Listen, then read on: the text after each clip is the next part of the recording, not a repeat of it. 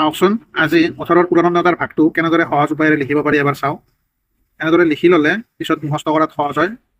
চাব একদম সহজ পদ্ধতিটো। মই কি কৰিম, প্ৰথম 5টা অযুগ্ম সংখ্যা 1ৰ পৰা, নাইবা প্ৰথমতে এটা এৰি এটাকৈ 1ৰ পৰা মই 9লৈ লিখিম।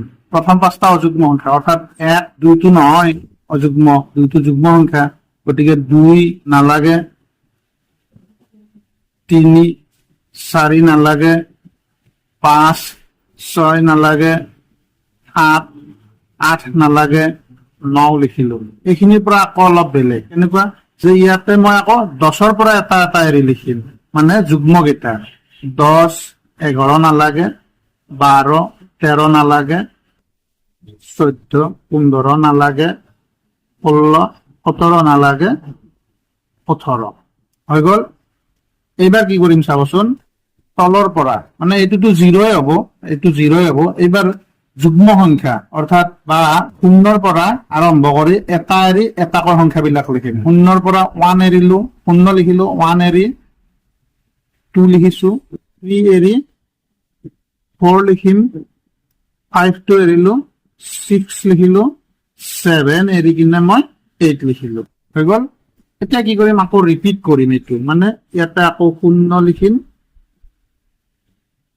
নেক্সটটো আকৌ মই ইয়াত 2 লিখিম, তাৰপিছত ইয়াতে 4 আছে গতিকে 4 লিখিম, 6 আছে গতিকে ইয়াতে 6 লিখিম, 8 আছে ইয়াতে 8 লিখিম। এতিয়া হৈ গ'ল, নেওতাৰ ভাগটো সম্পূৰ্ণ হৈ গ'ল। এতিয়া মুখে মুখে কেইবাৰমান মাতি চালে মুখস্থটো ক্লিয়াৰ হৈ যাব।